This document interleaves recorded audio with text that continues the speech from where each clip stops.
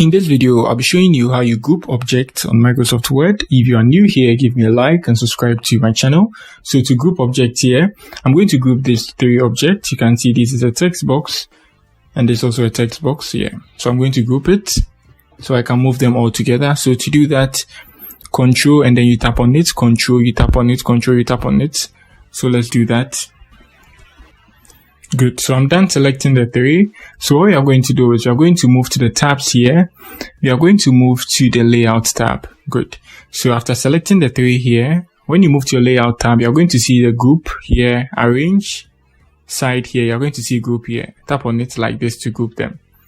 You can see now it has been grouped. So I can move the three at a go. Let me try that for you guys to see.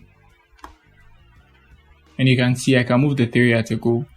So that's it on how you group objects on Microsoft Word. If you are new here, give me a like, subscribe to my channel. Peace.